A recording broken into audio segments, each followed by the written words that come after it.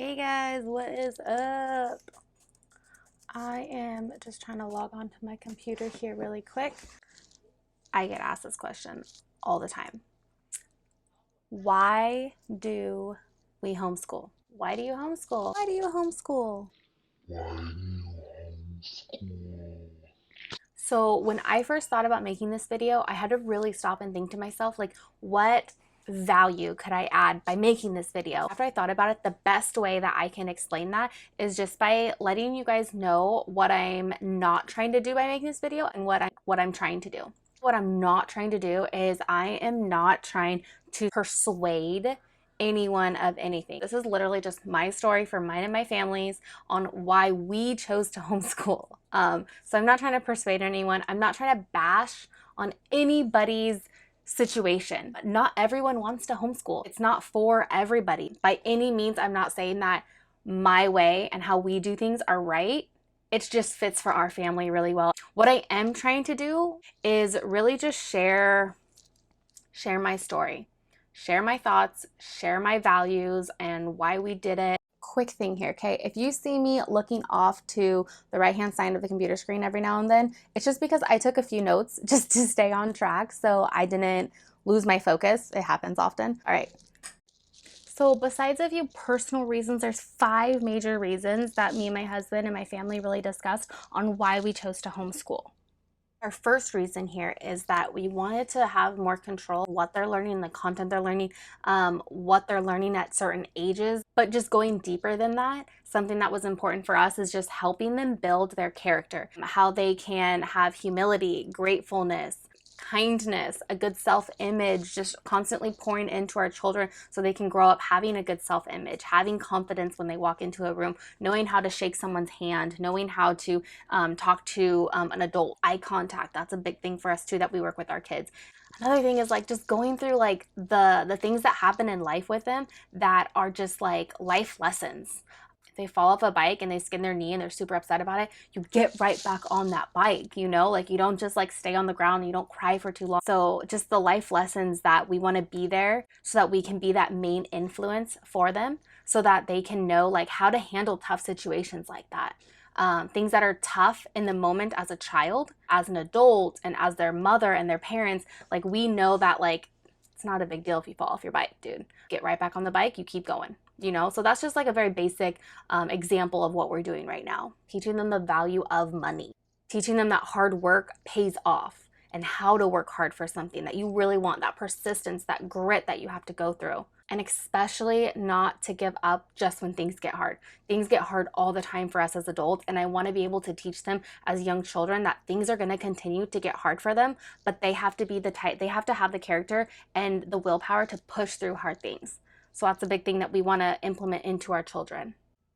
So another one is, this is actually really funny because a lot of people think that socialization is almost like problematic with homeschooling.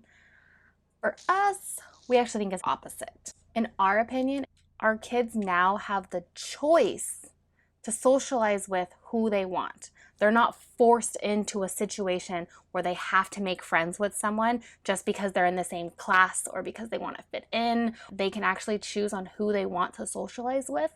And that's really important to us. They can find common ground with kids no matter the age of the kids. They don't have to be in the same age. They don't have to be in the same grade. They don't have to be doing the same schooling system. But they get a choice. And our kids too, they seriously get so much socialization. Typically, like we're going to malls, parks, extracurricular activities, tutoring classes, lots of other things that they're socializing constantly, not just with other kids their age, but kids that are not their age. They go with us everywhere we go. So they're talking to people, they're shaking hands, they're introducing themselves, they're learning those things. And that's so important to teach positive socialization. So important.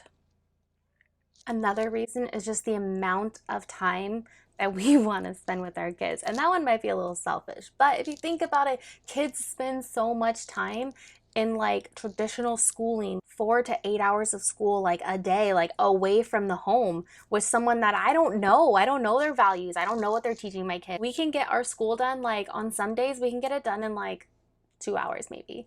And that's with like we do something called brain breaks, which I can talk more about, but we do brain breaks where, like, he does a portion of his work and then he gets like a 15-minute break. He does a portion of his work and he gets a break. And that's just like running around the house. We walk to the park, like we go on walks, stuff like that.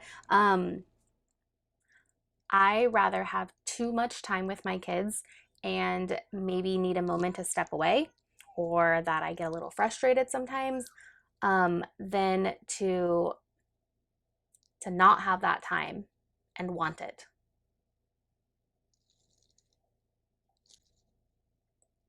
I would rather be annoyed by them for a short period of time than to miss them. Another one here is going to be the flexibility that we have. Sleep is so important for kids. My kids need about, like, I think it's like 9 to like 11 hours of sleep, and they wake up when their bodies naturally wake up, which means that they're done sleeping and their bodies are fully rested and ready for the day. Especially if you're experiencing a child that isn't focusing well, check their diet, check their sleep schedule. You don't have to start school at a certain time every day. And for us, I know a lot of moms, homeschooling moms and stuff do, but for us, that just doesn't work for us, So we don't have a typical, we have to start school at 9 o'clock, 8 o'clock, 7 o'clock every day. Like, we don't have that. And I like it because I get to sleep in until my kids wake up. We can homeschool anywhere. We've done flashcards before in the car on our way to on a trip or something, or going somewhere just so we can get our math in for the day.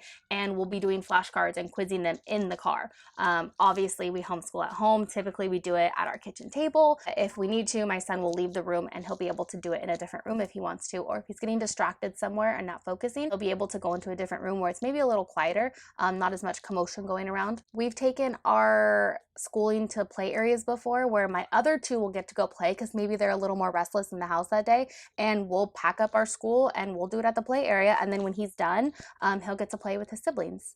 We've also done the same thing with parks. If it's like a really nice day outside, or if he's really interested like in bugs right now, I'll try to set up something that my younger two can do outdoors at the park. My last one here with flexibility is that we don't really travel too much right now, because my kids are still young and financially it just doesn't make sense for us right now, but that's definitely going to change for us in the future. So being able to get on a schedule now with homeschooling and know and go through the struggles of how to learn it and everything, so that by the time we get to the point where we want to travel or we're able to travel more, we already kind of have, like, we've already went through all the tweaks of how things work with it, which is really cool for us because we want to be able to travel and travel with our kids and be able to take them with us places.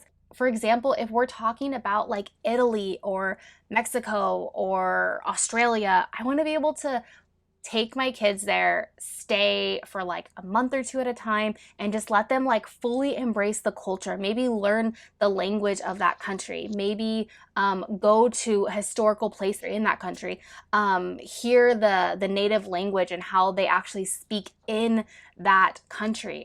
That's so important for us. It's just to be able to have that flexibility to travel when we want, where we want to go, and what we're teaching our kids while we're there, and be able to let them experience more experiences. And that might sound kind of weird, but let them, spend 8 hours at the aquarium, versus like a 2-hour field trip, and make an experience out of it and let them fully like experience it. Like, I don't know how else to say that. Just, I want them to experience their experiences on like a whole different level.